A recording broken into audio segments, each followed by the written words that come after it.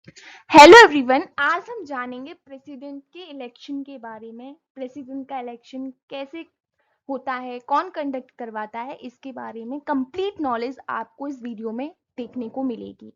तो प्रेसिडेंट का election Indian constitution के आर्टिकल 54 और आर्टिकल 55 में मेंशन्ड है। ये प्रेसिडेंट का जो इलेक्शन होता है वो तीन तरीके से होता है। First indirect, second proportional representation and third single transferable vote. One by one करके हम इन सबको डिस्कस करेंगे कि इनडायरेक्ट का मतलब क्या होता है, प्रोपोर्शनल रिप्रेजेंटेशन का मतलब क्या होता है और सिंगल ट्रांसफरेबल वोट का मतलब क्या होता है।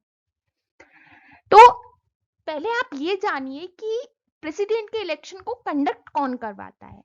तो ये काम करती है election commission of India under presidential and vice presidential election rule 1952 के तहत प्रेसिडेंट के इलेक्शन को कंडक्ट करवाया जाता है और ये काम इलेक्शन कमीशन ऑफ इंडिया करवाती है। अब इनडायरेक्ट इलेक्शन को समझिए। इनडायरेक्ट इलेक्शन का मतलब ये है कि डायरेक्ट जनता जनार्दन का इसमें कोई भी इन्वॉल्वमेंट नहीं होता है। प्रेसिडेंट के इलेक्शन में जनता जनार्दन पहले किसी और को इलेक्ट करती है और वो जो इलेक्टेड मेंबर हैं वो प्रेसिडेंट के इलेक्शन में पार्टिसिपेट करते हैं।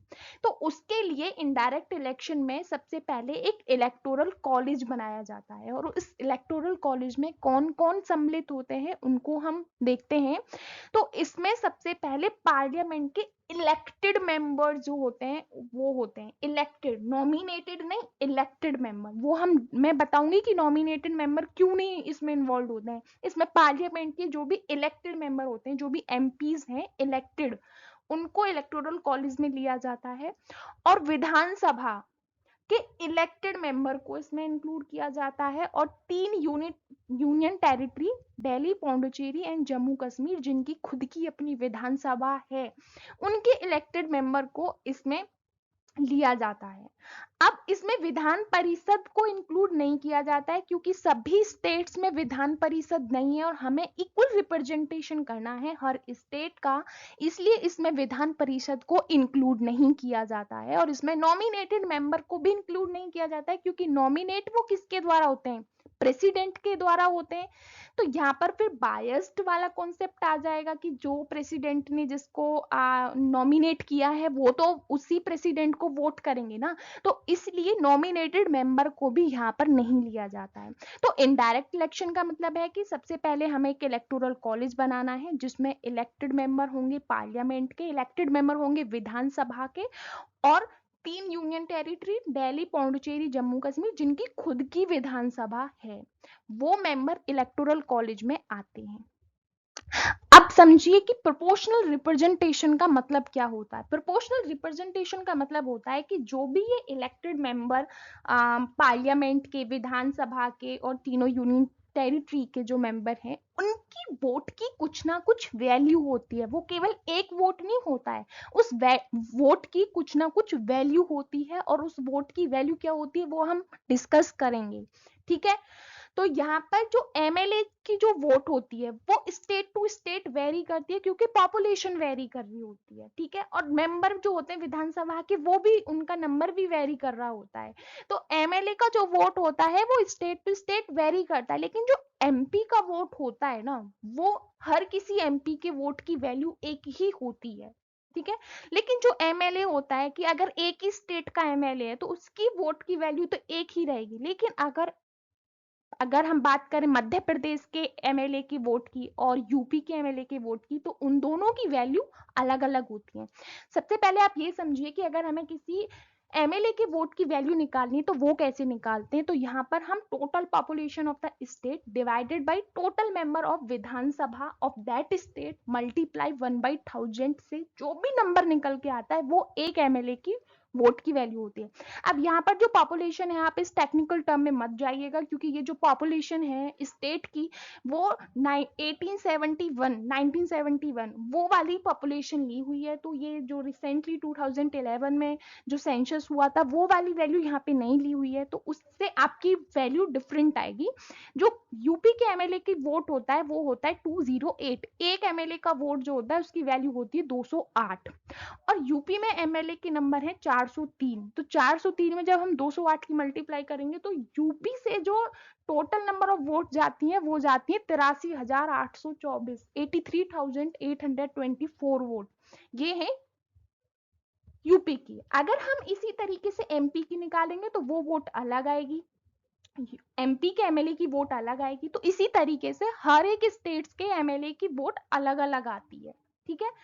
अब ये जो हमने निकाली है एमएलए की वोट स्टेट की, इसी की हेल्प से हम एमपी के वोट की वैल्यू भी निकालेंगे। वो कैसे? सबसे पहले हम एक एक्स बनाएंगे, उसमें हम जितनी भी यूपी के वोट्स हैं वो प्लस जितनी भी मध्य प्रदेश के हैं, जितने भी स्टेट्स हैं जिनकी विधानसभा है और जो इलेक्टेड मेंबर हैं उनकी हमने वोट की वैल्यू निकाली, और 3 यूनियन टेरिटरी, जो टोटल बनेगा वो होगा हमारा एक्स, ठीक है। अब हम यहाँ पर टोटल पॉपुलेशन कंट्री की नहीं रखेंगे, हम टोटल पॉपुलेशन जो रखेंगे वो रखेंगे उनके वोट की जो जो फाइनल वैल्यू आई है डिवाइडेड बाय लोकसभा और राज्यसभा के टोटल इलेक्टेड मेंबर, ठीक है। ये जो वैल्यू आएगी ये आती है आपकी एमपी के वोट की वैल्यू, ठीक है। 2022 में जो इलेक्शन हुआ था उसके अकॉर्डिंग एमपी का जो वोट है ना वो 700 है, सेम फॉर एवरीवन, हर किसी के लिए ये इक्वल है। तो यहां से निकल के आया है हमारा एमपी का वोट, ठीक है। अब आप तो अब यहाँ पर हमने प्रोपोर्शनल रिप्रेजेंटेशन का मतलब समझ लिया कि प्रोपोर्शनल रिप्रेजेंटेशन का मतलब क्या होता है कि एमएलए की वोट की वैल्यू, एमपी के वोट की वैल्यू, एमएलए की वोट की value state to state vary करती है, बट एमपी का वोट जो होता है वो फिक्स्ड होता है हर किसी एमपी का। अब हम ये समझते हैं कि सिंगल ट्रांसफरेबल वोट क्या होता है, लेकिन उससे पहले ये समझेंगे कि first past the post system क्या होता है, क्योंकि सिंगल ट्रांसफरेबल वोट जो सिस्टम है उससे पहले जो यूज में था वो था first past the post system. इसमें हम क्या करते थे, जो कैंडिडेट हैं, सपोज से 4 कैंडिडेट खड़े हुए हैं प्रेसिडेंट के इलेक्शन के लिए, या तो हम उसमें किसी को चूज कर रहे हैं या रिजेक्ट कर रहे हैं, हम उसमें कोई प्रेफरेंस नहीं दे रहे हैं, उसमें या तो हम डायरेक्ट किसी को बंदे को चूज कर रहे हैं या फिर रिजेक्ट कर रहे हैं। एग्जाम्पल समझिए कि हमारे 100 वोट्स थे और 4 कैंडिडेट खड़े हुए थे, पहले वाले कैंडिडेट को 40 वोट मिले, सेकंड वाले कैंडिडेट को 30, थर्ड वाले कैंडिडेट को 20 और फोर्थ वाले कैंडिडेट को 10 वोट मिले। तो अब यहाँ पर सबसे ज्यादा जो वोट मिले हैं वो फर्स्ट कैंडिडेट को मिले हैं 40 को, यानी कि वो जीत गया। लेकिन अब यहाँ पर ये समझिए कि इवन उसने 50% वोट भी अचीव नहीं करे, ठीक है। उसे 40 लोगों ने सेलेक्ट जरूर किया है, चूज जरूर किया, लेकिन उसे 60 लोगों ने रिजेक्ट किया है। तो ये डेमोक्रेसी नहीं है, डेमोक्रेसी में कोटा सिस्टम होता है कि एटलीस्ट 50% मेंबर को उसे चूज करना चाहिए। Democracy by the people, of the people and for the people. तो इस सिस्टम को, first past the post system को क्रिटिसाइज किया गया, क्योंकि सिटीजन्स की ट्रू डिजायर को रिप्रेजेंट नहीं कर रहा है कि 60 लोगों ने, 60 लोगों ने उसे रिजेक्ट किया, वो फिर भी इलेक्शन जीत गया, ठीक है। तो ये डेमोक्रेसी की स्पिरिट के अगेंस्ट था, इसलिए first past the post system को नल एंड वॉइड बना दिया गया था, और फिर हमने सिंगल ट्रांसफरेबल वोट सिस्टम लेके आए थे, जिसका मतलब था कि हम यहाँ पर प्रेफरेंस दे रहे हैं, हम किसी को ना तो सेलेक्ट कर रहे हैं ना रिजेक्ट कर रहे हैं, हम प्रेफरेंस दे रहे हैं कि पहले वाले बंदे को हमने फर्स्ट प्रेफरेंस दी, सेकंड वाले को हमने सेकंड प्रेफरेंस दी, फिर किसी थर्ड को हमने अपनी थर्ड प्रेफरेंस दी, फोर्थ वाले बंदे को हमने अपनी फोर्थ प्रेफरेंस दी, किसी को हमने ना तो रिजेक्ट किया, हमने ये बताया कि पहली मर्जी हमारी फर्स्ट ये वाली चॉइस है, सेकंड ये चॉइस है, थर्ड ये चॉइस है। उससे हुआ क्या, उसमें जो था बेसिकली हम इसमें राउंड होते थे, फर्स्ट राउंड में उन प्रेफरेंस को चूज किया जाता था जो हमारी फर्स्ट प्रेफरेंस होती थी, उनको काउंट किया जाता था, ठीक है। Count only the first preference, जो फर्स्ट राउंड था उसमें हम फर्स्ट प्रेफरेंस को चूज करते थे। अगर फर्स्ट प्रेफरेंस में ही कोई कैंडिडेट कोटा सिस्टम तक पहुंच जाता है, ठीक है, कोटा सिस्टम का मतलब होता है कि total number of valid polled votes divided by total number of position plus 1। अब टोटल नंबर ऑफ पोजीशन तो एक ही है ना, प्रेसिडेंट का इलेक्शन एक ही पोस्ट के लिए हो रहा है ना, तो 1 + 1 ये हो जाएगा डिवाइडेड बाय 2, यानी कि जितने भी वोट्स पड़े हैं डिवाइडेड बाय 2 + 1, यानी कि आधे से एक ज्यादा वोट अगर किसी को मिल रही है, जितनी भी वोट पड़ी डिवाइडेड बाय 2 + 1, अगर 100 वोट पड़ी तो अगर किसी को 51 वोट मिलेंगे तो वो कैंडिडेट जीत जाएगा, ठीक है। ये था सिंगल ट्रांसफरेबल वोट जिसमें हमने प्रेफरेंस दी थी किसी बंदे को, ठीक है। तो यहाँ पर अब यहाँ पर कितने राउंड्स होंगे, जब तक कोई बंदा अगर कोटा सिस्टम तक नहीं पहुंचता, अगर फर्स्ट वाले वाले प्रेफरेंस में हमने काउंट किया और कोई बंदा हमारा कोटा सिस्टम तक नहीं पहुंचा, तो फिर हमें सेकंड राउंड करना पड़ेगा। लेकिन टिल हिस्ट्री अगर आज तक की हम बात देखें तो मोस्टली सभी जो भी इलेक्शंस हुए हैं उसमें फर्स्ट राउंड में ही प्रेसिडेंट जो भी बना है कैंडिडेट वो जीत गया है। अब आप मुझे, और सेकंड काउंट में वो जाते हैं जो कोटा लिमिट तक नहीं पहुंच पाते हैं, ठीक है। अब आप मुझे ये जरूर बताना कमेंट सेक्शन में कि ऐसे कौन से प्रेसिडेंट हैं जो सेकंड काउंट तक गए, वो फर्स्ट काउंट में जीत नहीं पाए, वो सेकंड काउंट में गए। और ऐसे मुझे एक और प्रेसिडेंट का नाम बताना जिन्होंने इलेक्शन में मतलब कंडक्ट ही नहीं हुआ इलेक्शन और वो बिना इलेक्शन के ही प्रेसिडेंट बन गए। ऐसे भी प्रेसिडेंट का मुझे नाम बताना।